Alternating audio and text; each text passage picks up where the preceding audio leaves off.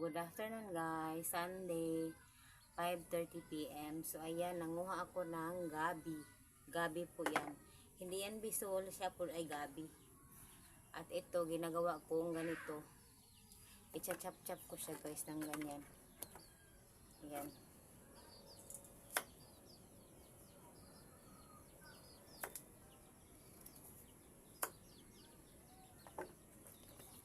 Nagsuot-suot ko diha sa kagabihan.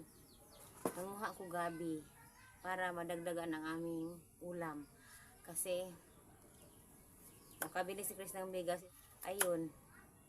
Hinatid niya dito, tapos ngayon umalis na naman siya.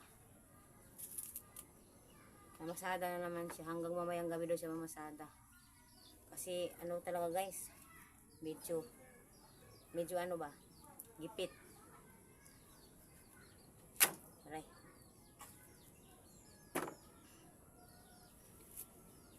Dagdag ko ito sa aking sa manok. Kasi yung ibang manok guys, bukas na yun.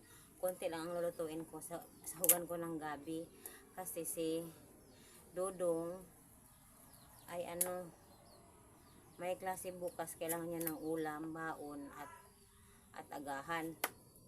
Kaya kailangan kong magtira. So ngayon magugulay kami ng gabi. Sahog ko sa manok. Ayun. Nagkatay kasi kaya ng tandang. So yan, mamaya na ulit guys. Mamaya na ulit kasi mag-chop-chop muna ako. Isud kay sa chop-chopon ay. Labo siguro ni ba kay ting init man karon diri. Ulay-ulan. Tapos mala kayo ang basakan. Daghang ang gabi. So ang gabi nang gagmay, pero sa una ang gabi dagko kaay siya, tapos bigla siyang lumiit. Ngayon maliit siya, maliit yung puno, pero pag mo sa kanyang puno, malaki ang laman. Nasayang lang ang iba kasi parang siguro dapat i-harvest na siya kasi lumiit siya bigla. Yung mga laman niya ay para bang yung tumoy ba sa laman niya na nadaot na. Dapat to i-harvest na guro to itong last month pa, January or February. Kaso hindi namin na-harvest agad. Pinabayaan lang namin. Masisira pala siya. Maglaman siya ulit. Yung laman niya na malaki, masisira. Tapos maglaman siya ulit. So ayun. Maliit lang nakuha ko. Pero pwede na. So ayun. Kasi sobrang hirap lang namin ngayon. Mabuti na lang may mga kapitbahay kami na tumutulong sa pagkain ni Lolo Rick. Minsan sila na nagbibigay. Kasi humingi naman ako ng tulong sa mga kamag-anak ko sa kapatid niya, sa mga pamangkin niyang iba na tulungan sila man ang wala dito. Dapat kahit pagkain lang ang nila. Wala talaga. Kahit na ospital pa ako, nagkalisod-lisod kami. Wala talagang dumating na tulong para kay Lolo Rick. So, obligado talaga kami ang nandito. Mabuti na lang ng mga kapitbahay namin. Minsan tumutulong.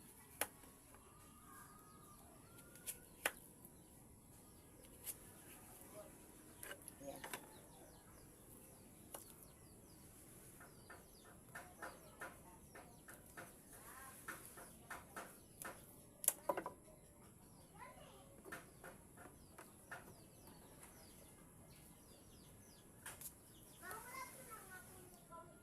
Mamaya ulit guys.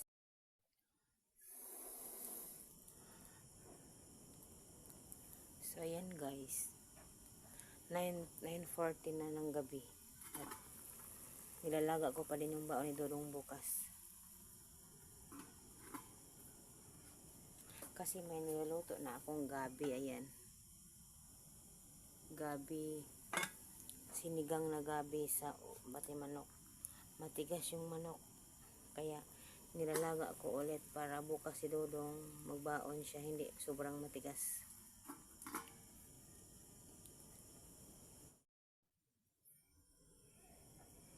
So katulgon ako na mag-inusara lang ko direct kasi si Chris ay pumunta sa sa Lamay, yung kaibigan, kakilala sa Galabas, yung namatay na matanda. So ayun, pumunta si Chris, ako ay hindi.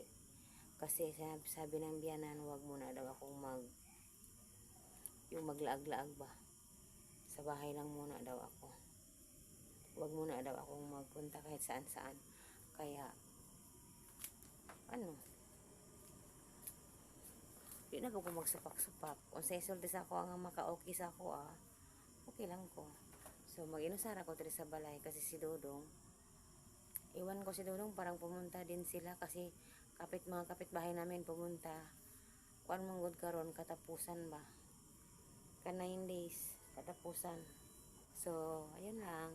Laga-laga lang muna ako ng manok. Katulgon ako. Pero kailangan ko ilaga yung manok. Kasi si Dodong bukas, para baka mahirapan doon sa school kakain. So, wala kasi siya bukas pera na baon. Kaya malamihan ko yung kanin at ulam. So, yan lang. Thank you for watching. That's all for today. Monday, February 11. So, naglaba po ako ng mga damit namin dalawa ni Dudong. Kay Chris ay marami man, tapos wala kaming sabon. So, after kong maglaba, gusto kong matulog. Pagod na pagod ako, guys. Pero normal lang siguro kasi okay pa lang, diba? Pero wala naman akong ibang nararamdaman, pagod lang. So, gusto kong matulog. Si Chris po ay namasada kanina pa talaga. Umuwi lang ng 12 o'clock at yung agahan at pananghalian niya isa na lang, yun lang. Tapos umalis din agad.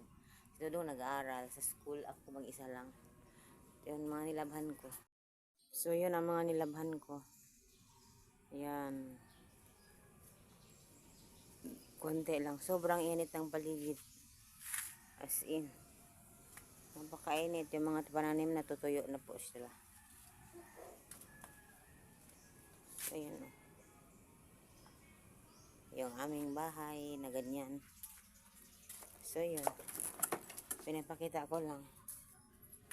Nakabili po pala ako ng saging. 30 peso, ayan. Pero hindi pa siya pwedeng kainin. Kasi ano pa siya, mapakla. So nag-upload sana ako. Yung may nagkatay kami ng manok. Hindi naman pinapakita yung pagkakatay. Karne lang ang pinapakita ko. Tapos yung title lang may katay. Tapos yung thumbnail may katay.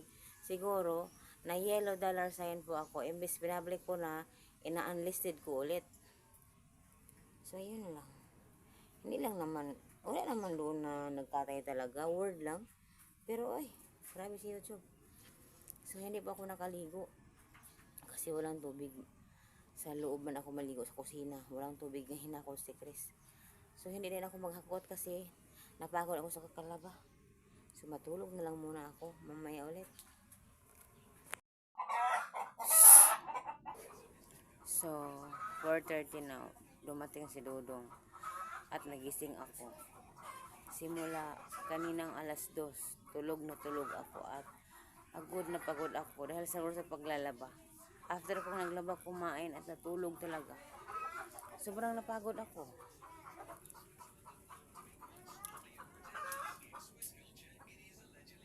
Yan ang Dudong. So ako hapon na. Yun lang ako nagising.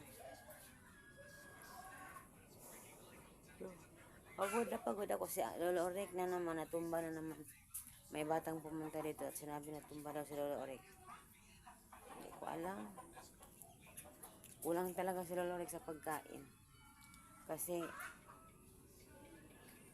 kulang kami ngayon sa budget. So nanghingi naman ako ng tulong sa mga kamag-anak niya, mga pamangkin, kapatid, na tulungan sa pagkain lang ba. Pero hindi man sila, ayaw man nilang makinig. Kaya si Lolo Orek nagsisuffer.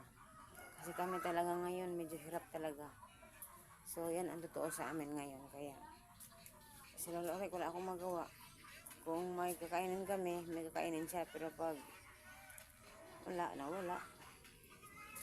Pati kape, gusto niya mag-inom, wala kaming kape. Wala akong pera pambili.